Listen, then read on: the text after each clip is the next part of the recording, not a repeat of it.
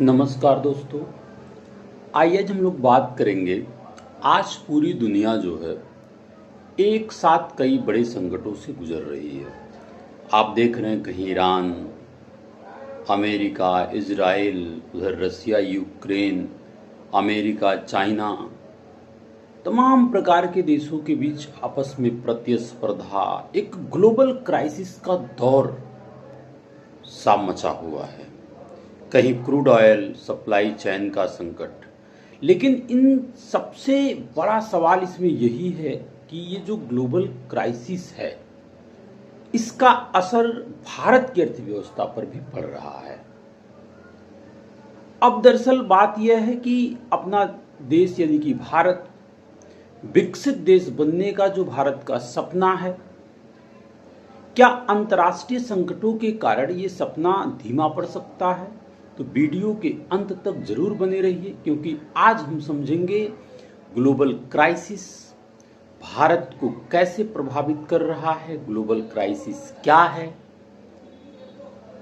भारत की अर्थव्यवस्था पर क्या क्या प्रभाव डाल सकता है और क्या भारत इन चुनौतियों को अवसर में बदल सकता है। तो इस पूरे वीडियो के दौरान हम इन्हीं सवालों का जवाब खोजने का तलाश करेंगे। आप वीडियो के अंत तक जरूर बने रहिए। सबसे बड़ा जो प्रश्न है कि ग्लोबल क्राइसिस होता क्या है। दरअसल ग्लोबल क्राइसिस का मतलब है ऐसी अंतर्राष्ट्रीय समस्याएं जिनका असर पूरी दुनिया की अर्थव्यवस्था और राजनीति पर पड़ता है। आज दुनिया जिन बड़े संकटों से गुजर रही है, चाहे वह ईरान अमेरिका कॉन्फ्लिक्ट हो, यूएस चाइना ट्रेड कंपटीशन हो, ऑयल क्राइसिस हो, रसिया यूक्रेन वार हो, दुनिया में इन्फ्लेशन महंगाई हो, सप्लाई चेन डिसरप्शन हो, साइबर वारफेयर हो, यही जो पूरी कॉन्सेप्ट है इसे हम ग्लोबल क्राइसिस के रूप में समझते हैं। तो दरअसल आज दुनिया जिस ग्लोबल क्राइसिस का सामना कर रही है वे सिर्फ एक देश की वजह से नहीं है, बल्कि कई बड़ी शक्तियों की प्रतिस्पर्धा, जो कंपटीशन है, युद्ध है और आर्थिक संघर्ष और जियोपॉलिटिकल टेंशन का एक परिणाम है। चूंकि हर देश अपनी सुरक्षा, अर्थव्यवस्था, रणनीतिक हितों के अनुसार फैसला लेते हैं। जैसे आप सोचिए, ईरान अमेरिका के बीच जो कॉन्फ्लिक्ट है, ईरान अपनी सुरक्षा, अपनी अर्थव्यवस्था के हितों के अनुसार फैसला लेगा, अमेरिका भी अपनी सुरक्षा और हितों के अनुसार फैसला लेगा, जिसके आधार पर आप देखोगे कि तो खाड़ी देश में काफी जो है संकट, जो ग्लोबल क्राइसिस का एक दौर है, यहीं से निकलता हुआ दिखता है। लेकिन सबसे बड़ी बात, अब जो हॉर्मुज संकट है, अब हॉर्मुज संकट की वजह से जब बड़े देशों के हित आपस में टकराते हैं तो उसका जो असर होता है पूरी दुनिया पर पड़ता है। अब हॉर्मुज संकट को देखिए, क्रूड ऑयल वहां से खाड़ी देशों से, चूंकि 20% यहीं से लोगों का दुनिया में क्रूड ऑयल का आयात होता है, तो इस संकट की वजह से दुनिया में ग्लोबल क्राइसिस का दौर सा आ गया है। अब देखिए सबसे बड़ी बात क्या है, आप जानते हैं कि अमेरिका दुनिया की सबसे बड़ी इकोनॉमिक और मिलिट्री पावर माना जाता है। अब इसके भी चाइना ट्रेड मैंने बताया, कंपटीशन, मिडिल ईस्ट में इसका जो इन्वॉल्वमेंट है, ईरान पे सैंक्शन लगाना, तो विशेष रूप से जो कारणें हैं ये ग्लोबल क्राइसिस को प्रभावित करता है, ग्लोबल क्राइसिस को और आगे बढ़ाता है। अब मिडिल ईस्ट में जो ईरान है इसकी भी भूमिका बहुत महत्वपूर्ण मानी जाती है, जैसा कि मैंने स्ट्रेट ऑफ हॉर्मुज को लेकर बताया, क्योंकि इनका भी न्यूक्लियर इशू का जो प्रश्न है।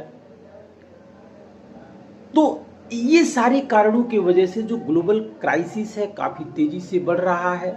ठीक है, अब समस्या इस पूरी कहानी में ऑयल क्राइसिस को लेकर, जो क्रूड ऑयल है वो कैसे तेजी से बढ़ रहा है। देखिए मिडिल ईस्ट टेंशन बढ़ रहा है तो सैंक्शन लग रहे हैं, शिपिंग रूट्स खतरे में आ जा रहे हैं, क्रूड ऑयल का प्राइस बढ़ रहा है, तो क्रूड ऑयल का प्राइस बढ़ने से इन्फ्लेशन बढ़ेगा, महंगाई, चूंकि ट्रांसपोर्ट की खर्चा भी बढ़ेगी, फूड की प्राइजेज बढ़ेगी। ठीक है, अच्छा, जब फ्यूल महंगा होता है तो आपको पता है इंपोर्ट भी महंगे होंगे, सप्लाई चेन कमजोर होती है, इन्फ्लेशन बढ़ जाती है। ये जो प्रक्रिया है कंटिन्यू लगातार बना हुआ है। अब सबसे बड़ा सवाल यही है कि क्या ये क्राइसिस भारत के डेवलप नेशन बनने की स्पीड को धीमा कर देंगे, जैसा कि हमने आपसे कहा था। तो देखिए, एक्सपर्ट का मानना है कि ये शॉर्ट टर्म चैलेंजिंग जरूर है, लेकिन अगर Bharat infrastructure, technology, manufacturing, education और एनर्जी सिक्योरिटी पर लगातार काम करे तो भारत क्राइसिस को अपॉर्चुनिटी में बदल सकता है, ऐसा एक्सपर्ट का मानना है। दूसरी चीज क्या है, क्योंकि देखिए भारत का एक विकसित भारत का जो विजन है, भारत 2047 तक विकसित राष्ट्र बनने का लक्ष्य लेकर चल रहा है। इसके लिए economic growth, industrialization, innovation, skilled workforce, digital economy और स्ट्रॉन्ग इंफ्रास्ट्रक्चर बहुत जरूरी है। तभी कोई देश विकसित देश बन सकता है। क्योंकि भारत भी दुनिया की सबसे तेजी से बढ़ती प्रमुख अर्थव्यवस्थाओं में से एक है।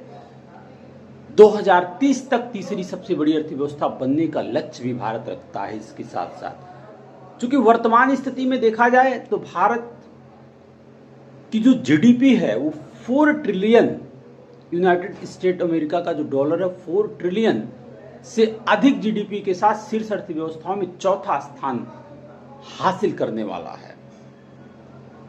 इस प्रकार देखेंगे तो भारत से आगे जैसे अमेरिका, चीन और जर्मनी हैं।